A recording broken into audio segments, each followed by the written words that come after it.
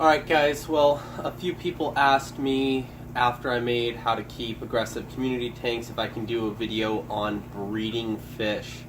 This is just going to be a very basic general breeding fish. There are people who have bred way more fish than I have and have all kinds of tricks and tips depending on the species and all kinds of things like that.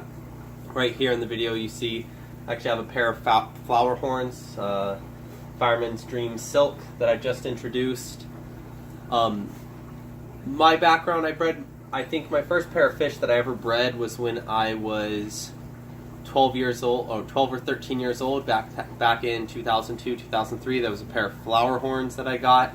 I tried breeding some green terrors when I was younger, about 10, 11, but every time I went on vacation and had some friends wash them, they ended up losing one fish or another for me, so that never worked out. I've bred about probably 40 different fish over the years, a lot of Feste, Cubans, multiple different Viejas, tons of different Flowerhorns, electric blue Dempseys I did for years when that was, 8 years ago or something, when they were getting more in the hobby. And so I did that a lot. Those were a little more difficult. Handful of different fish. So here's just some of the basics of things that I can cover for you.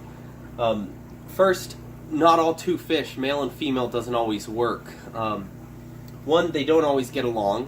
One fish may kill the other. Sometimes there's some males you'll get which just kill everything. Some females have no interest in a male and only pair up with other female fish, so lesbian fish. It's all kinds of different things. So it's not just as simple as putting two fish together always.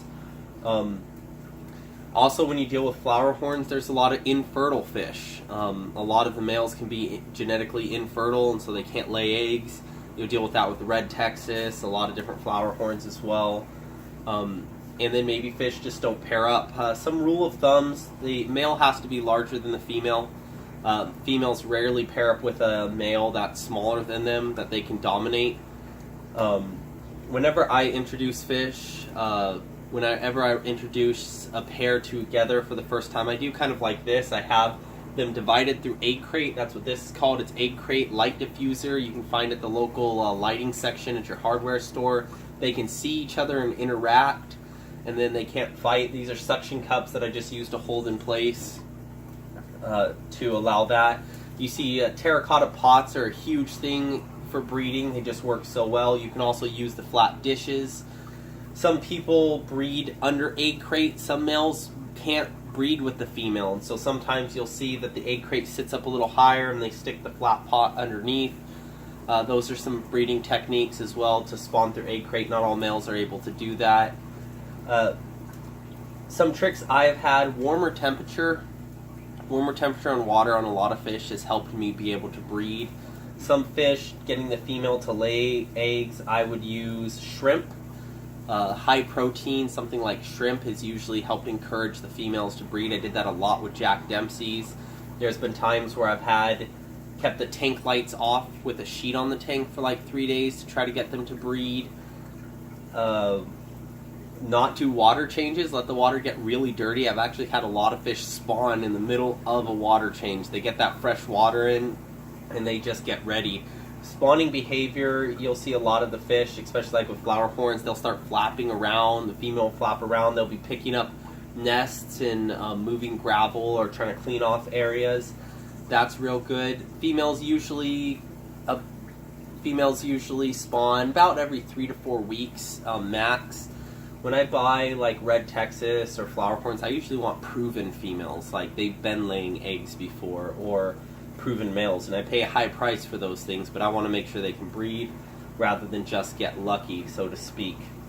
What did I say? Temperature. Ditherfish sometimes if the pair is having a hard time bonding to create a bond, I would throw a ditherfish in. That is another mean fish, just kind of a common enemy and an obstacle for them to pair up with and fight off the other ones. That's helped. I have this pot actually upside down in the corner so the female can hide underneath it if the male gets too rowdy. Sometimes people cut in small holes in the egg crate to do that. Sometimes people PVC pipes, something the male can't get in there to protect the female. As far as male and female, most fish kind of learn how to do it with each other and do the deed. They don't always fertilize the first time. Sometimes it takes a few times for the male. Sometimes he's not sexually mature, usually like 5 inches plus the male is. Females usually seem to be sexually mature faster. Yeah, it's a very general blanket statement, of course, but maybe cichlids and flowerhorns like these.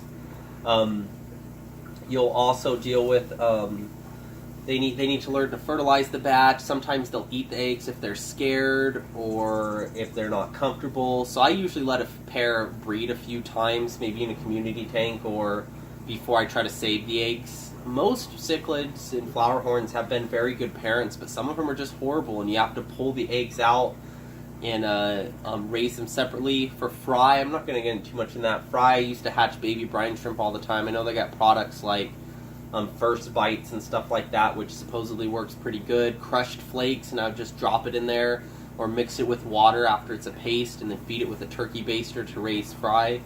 Tank size to breed in, this is a 90 split in half right now, and I've actually bred fish on both sides of it. But a 40-gallon breeder works really good. Even a 29-gallon, these fish, I mean, unless they're huge, they don't need a lot of space to do that. So that's very blanket, general statements on how to breed fish. If you have other questions, I'd be glad to give them. If you have other advice and you're a breeder, like I said, there's a lot of information, a lot of bigger breeders than I. That's just some information there. Yeah, feel free to ask questions as you need. Thanks, guys. I got ribs cooking, so they're on fire.